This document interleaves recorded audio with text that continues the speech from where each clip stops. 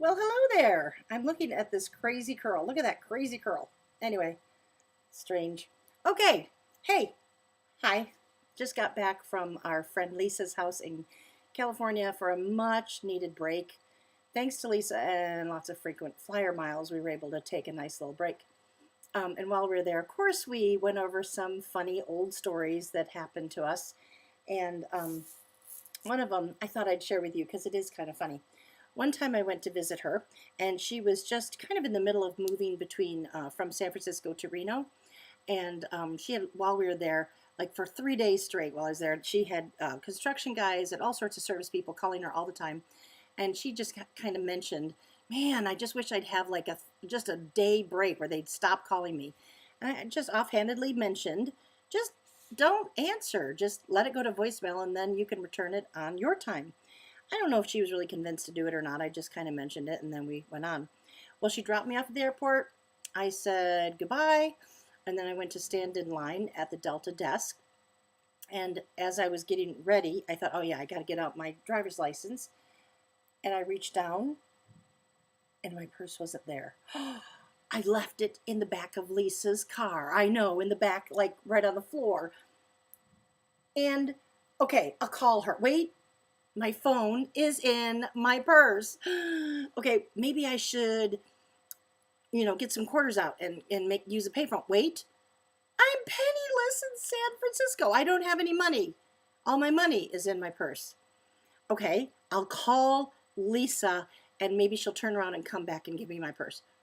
I don't have Lisa's phone number. So it's amazing how much information we can stash in a little purse that's about this big. Seriously, I like little purses. And everything was in that purse. Kind of scary. So I thought, okay, I can call my husband and maybe he can figure out a way to find Lisa's phone number. So I called him, and of course he didn't pick up. Oh, and every time I needed to call, it was long distance. And this was about 7 years ago where long distance wasn't like free. They had to, do certain numbers and stuff. So every time I went to make a phone call, I had to wait in line, go to the guy at the desk.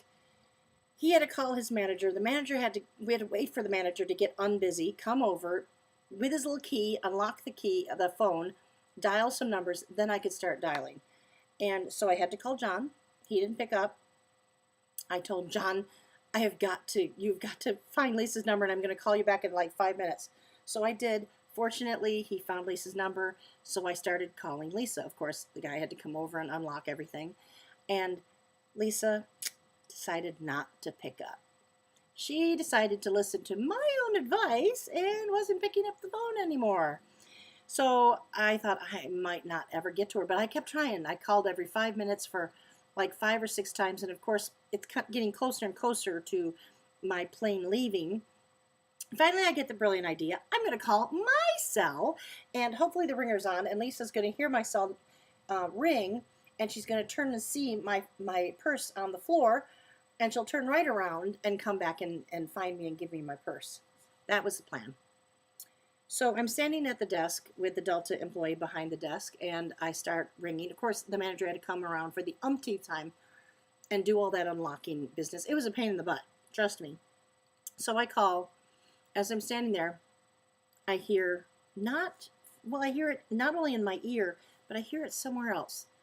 Ring, ring, ring, and it's curiously matching up to the bring that I'm hearing in my ear.